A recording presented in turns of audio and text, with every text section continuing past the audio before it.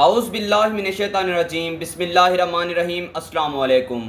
Topic gender study related terms, syllabus CSS PMS PPSC, lecture number 3, subject gender study. Let's come to the page number 0, gender studies related terms. All the lectures are provided from recommended books, so follow the sequence to cover the syllabus thoroughly. Come to the page number 1, gender studies related term. The first term is gender identity. सबसे पहली जो हमारे पास heading है, term है, वो है gender identity. ये इंतहाई आसान सी टर्म है। इसमें हमने ये देखना होता है कि फिजिकली मेल है या फिर फीमेल है, तो इसे हम कहते हैं बियोलॉजिकल sex. Gender identity is an individual, a self-conception as being male or female, as distinguished from actual biological sex. ठीक है, इसमें हमने ये देखना है कि ये मेल है या फीमेल है। Now let's come to the page number 2, gender studies related terms. Second term is gender awareness, the perception and realization of the ways in which women and men participated in development processes. It means that both women and men are working together in a harmonious way, processing the same rights, duties, position, roles and opportunities, and are paying careful attention to the specific needs and strength of both. इसका क्या मतलब? इसका मतलब ये होता है कि gender awareness के मुताबिक हमने ये देखना होता है कि मेल और फीमेल ये दोनों किस तरह वर्क कर सकते हैं, किस तरह इकट्ठे कोऑपरेट कर सकते हैं इन अ हारमोनियस वे। ये दोनों इकट्ठे काम करते हैं, शाना बशाना चलकर काम करते हैं, कंधे से कंधा मिलाकर काम करते हैं। इनके अपने राइट्स होते हैं, ड्यूटीज़ होती हैं, पोजीशंस होती हैं, रोल्स होते हैं, अपॉर्चुनिटीज़ होती हैं। किसके अंदर? सोसाइटी के अंदर, जिस सोसाइटी में ये वर्क कर रहे होते हैं, इसे कहते हैं gender awareness. Now let come to the page number 3, gender studies related term. The third term is gender role stereotyping. सबसे पहले आपने क्या करना है, 1 को आपने 3 में कन्वर्ट कर देना है, क्योंकि ये हमारे पास तीसरी हेडिंग है, तीसरी टर्म है। The constant portrayal, such as in media or in books, of women and men occupying social roles according to the traditional gender division of labor in a particular society. Such gender role stereotyping works to support and reinforce the traditional gender division of labor by portraying it as normal and natural. इसका क्या मतलब है? इसका मतलब ये होता है कि जो मेल हैं और फीमेल हैं, या फिर जो वुमेन हैं और मैन हैं, वो क्या करते हैं, एक सोसाइटी के अंदर अपना रोल प्ले करते हैं। किसके लिए रोल प्ले करते हैं? Traditional gender division of labour के लिए। इसका मतलब क्या होता है? इसका मतलब ये होता है कि जो काम, जो फंक्शन, जो वर्क, जो रिस्पॉन्सिबिलिटी, जो ड्यूटी सौंप दी जाती है वुमेन को, उसके अकॉर्डिंगली, उसकी फिजिकल स्ट्रेचर के अकॉर्डिंगली उसे सौंप दी जाती है, तो वो उसमें अपना फंक्शन परफॉर्म करती हैं। बिल्कुल इसी तरह मैन भी अपना फंक्शन परफॉर्म करते हैं। किसके लिए? According to the traditional gender division of labour in a particular society. Society के लिए, सोसाइटी को ग्रो करने के लिए, उसकी प्रोग्रेस के लिए, उसकी डेवलपमेंट के लिए। इसका मतलब ये होता है कि ये दोनों एक दूसरे को भी सपोर्ट कर रहे होते हैं, सोसाइटी को भी सपोर्ट कर रहे होते हैं, और खुद को भी सपोर्ट कर रहे होते हैं, और फैमिली को भी। ठीक है, बहुत सारे सोर्सेज के ज़रिए से, जिस तरह बुक्स हैं, सोशल मीडिया है। ठीक है, और ये जो प्रोसेस होता है स्टीरियोटाइपिंग का, ये नॉर्मल और नेचुरल है। मतलब जो काम वुमेन ने करना है उन्हें सौंप दिया जाएगा, वो उस सोसाइटी के अंदर फंक्शन परफॉर्म करेंगी। बिल्कुल इसी तरह मैन को जो काम सौंप दिया जाएगा उसके अकॉर्डिंगली वो उस पर फंक्शन परफॉर्म करेगा। ठीक है, ये एक नॉर्मल और नेचुरल है। Let come to the page number 4, gender studies related term. The fourth term is gender equality. इसका क्या मतलब है? इसका मतलब ये है कि जो मैन और वुमेन हैं वो हर लिहाज से इक्वल होंगे। The principle and practices of fairness and justice in the distribution of benefits, resources and responsibilities between man and women is known as gender equality. जो हमारे पास एक असूल होता है, एक ज़ाब्ता होता है। ठीक है, कौन सा? एक लॉ है कि जो मेल और फीमेल हैं, या जो मैन और वुमेन हैं, वो हर लिहाज से सेम हैं। बेनिफिट्स के लिहाज से भी सेम है, रिसोर्सेज के लिहाज से भी सेम है, रिस्पॉन्सिबिलिटीज़ के लिहाज से भी सेम है, और जितनी भी इसके अलावा प्रॉपर्टीज़ हैं, करैक्टरिस्टिक हैं, उनमें वो इक्वल ही ट्रीट किए जाएंगे। This concept recognise that women and man have different needs and that these differences should be identified in a manner that reduces the imbalance between the sex. ठीक है।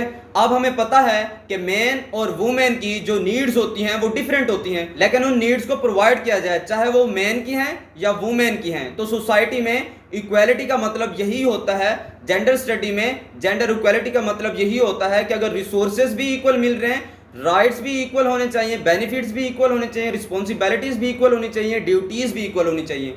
हर लिहाज से जब ये बैलेंस हो जाता है तो इसे हम कहते हैं gender equality. Now let's come to the page number 5, gender studies related term. The fifth term is gender stereotype. अच्छा, ये थर्ड टर्म से डिफरेंट है। वो था जेंडर रोल स्टीरियोटाइपिंग, ये है जेंडर स्टीरियोटाइप। इसका मतलब होता है कि मेन और वुमेन या फिर मेल और फीमेल किस तरह बिहेव करते हैं। The broad exaggerated characteristic associated with each gender, how male behave and how female behave. Now let come to the page number 6। Next page हमारे पास 6 है, जेंडर स्टडीज रिलेटेड टर्म, और हमारे पास जो टर्म है 6 टर्म वो है जेंडर इक्वालिटी।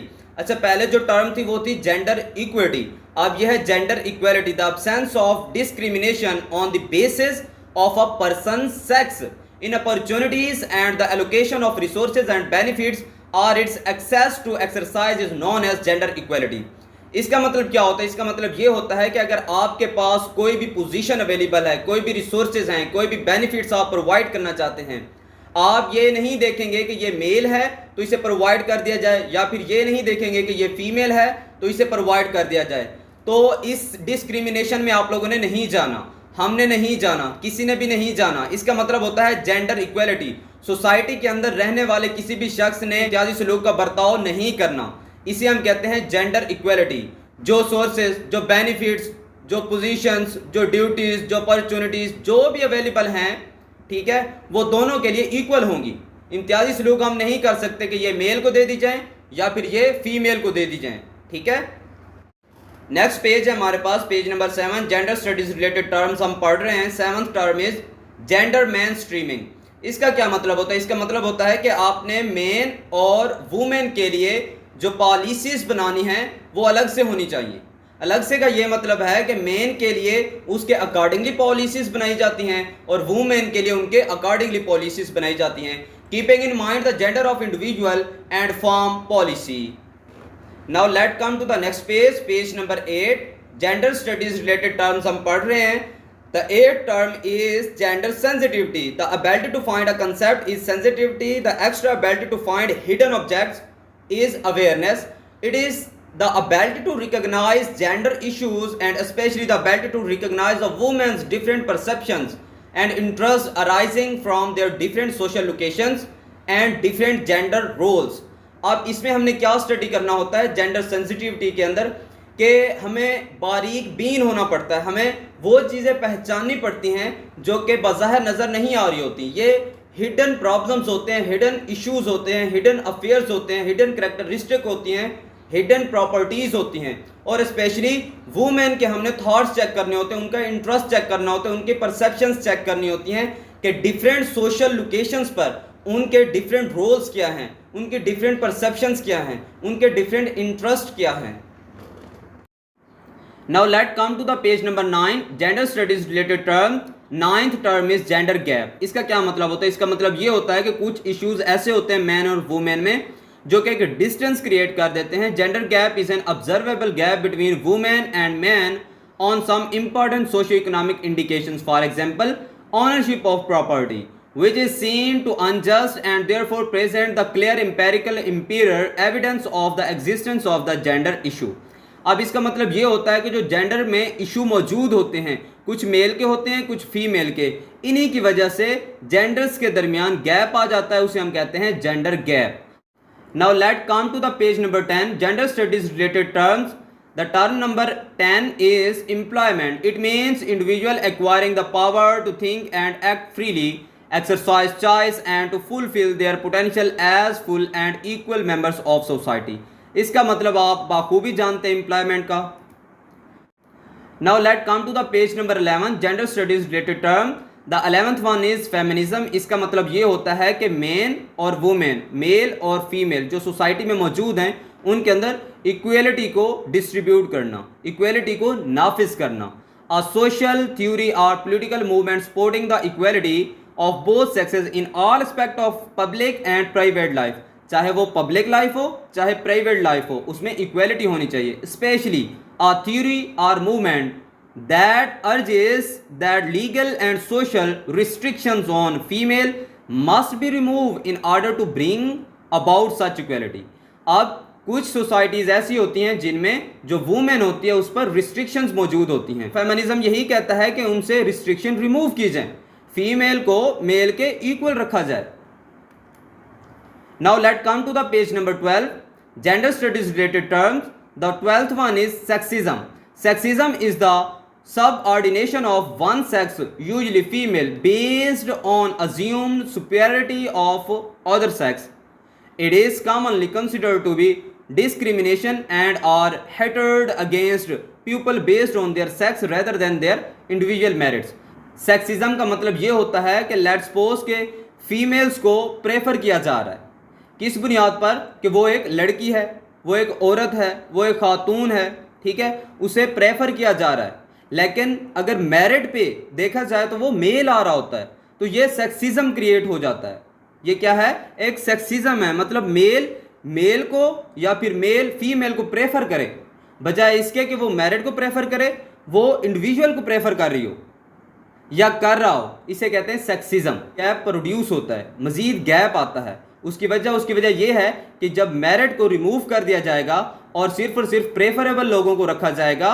प्रेफरेबल किस सेंस में? जेंडर के सेंस में, कि लेट्स सपोज अगर कोई मेल फीमेल को प्रेफर करना चाहता है, वो मेरिट को रिमूव कर देता है, निकाल देता है उस लिस्ट में से, उस कंडीशन में से, उस रूल में से, उस लॉ में से, उस प्रिंसिपल में से, ठीक है, तो इसे कहते हैं सेक्सिज्म। और इसी तरह अगर फीमेल किसी मेल को या फिर फीमेल को प्रेफर कर रही है, ठीक है, और मेल को प्रेफर कर रहा है, not on the basis of merits, on the basis of gender और इंडिविजुअल, या फिर उसके फिजिकल स्ट्रक्चर की वजह से उसे क्या कर रहा है? प्रेफर कर रहा है, तो इसे हम कहते हैं sexism. Now let come to the page number 13, gender studies related term. Sexism can refer to subtly different beliefs or attitude, how one is superior and one is inferior. Let's explain. The first one is the belief that one gender or sex is inferior to or more valuable than the other. ठीक है. Point number 2, female or male chauvinism because that one group is inferior. Number 3, the attitude of misogyny, hatred of female, और मिसएंड्री, hatred of male. ये यहाँ पे कौन सी term use की गई है? बायोलॉजी की, ठीक है, गाइनीशियम और एंड्रोशियम से ली गई हैं। गाइनीशियम फीमेल के लिए इस्तेमाल किया जाता है वहाँ पे, और एंड्रोशियम मेल के लिए इस्तेमाल किया जाता है। Number 4, the attitude of imposing limited false notation of masculinity. Last one, page number 14, conclusion. These all terms are important to increase skills for this subject. Next lecture number 4, feminism, women from the private sphere to public sphere, inshallah. This lecture will be provided in next video. Allah Hafiz.